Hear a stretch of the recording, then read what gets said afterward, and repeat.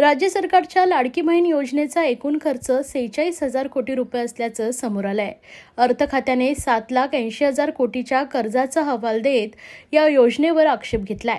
तरीही राज्य सरकारनं ही योजना राबवली आहे। या योजनेवरून शासन आणि प्रशासन यांच्यामध्ये मतभेद निर्माण झाले आहेत। शिवसेना खासदार नरेश म्हस्के यांनी या विषयावर आपली प्रतिक्रिया व्यक्त केली। त्यांनी सांगितले की लाडकी बहीण योजना राज्यातील महिलांच्या सक्षमीकरणासाठी महत्त्वाची आहे। अर्थसंकल्पीय आव्हाने असली तरीही सरकारनं या योजनेला प्राधान्य दिलं पाहिजे असं मत त्यांनी व्यक्त केलं आहे। बघा, सरकार आहे, सरकार जे मंत्रिमंडळ असेल, विधान भवन असेल, विधानसभा असेल, यांनी हा घेतलेला निर्णय आहे।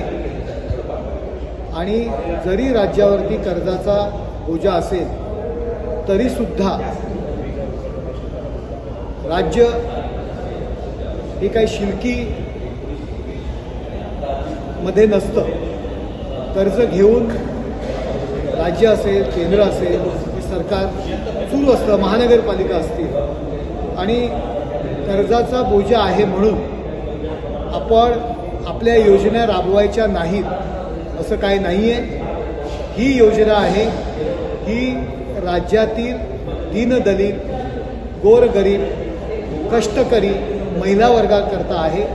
राज्याची जबाबदारी आहे या महिलांना मदत करणं, त्यांचा दिनक्रम चालवण्याकरता सरकारच्या मार्फत थोडाफार हात लावणं आणि अशा पद्धती करता, आणि याकरिता माननीय मुख्यमंत्री एकनाथ शिंदे साहेब, देवेंद्र फडणवीस साहेब आणि अजितदादा यांनी, आणि मंत्रिमंडळ असतील, आमदार असतील, यांनी ही योजना जाहीर केलेली आहे। जरी खर्चाचा बोजा असेल तरीसुद्धा ही योजना अंमलबजावणी याची होणार आहे। अर्थ खात्याने त्यांनी त्यांचं काम केलं असेल, त्यांना जमा किती, खर्च किती, किती लायबिलिटी वाढणार आहे हे दाखवणं त्यांचं काम आहे। आपल्या राज्यावर खर्चाचा बोजा आहे तरीसुद्धा आपण हा राज्य चालवत असतो, अनेक योजना, अनेक प्रकल्प राबवत असतो।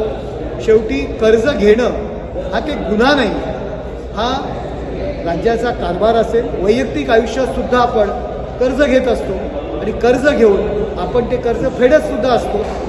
त्यामुळे आपण कर्ज घ्यायचं आहे म्हणून वैयक्तिक आयुष्यातील गोष्टी आपण करत नाही असं नाही होत आहे। त्यामुळे कर्ज घेणं हा काही गुन्हा नाही आहे। मंत्रिमंडळ आणि सत्ताधारी पक्ष माननीय मुख्यमंत्री एकनाथ शिंदे साहेब यांनी घेतलेला निर्णय योग्य आहे, दीनदलित जनतेकरता, महिलांकरता आहे। त्यामुळे या योजना राबवल्या जाणार।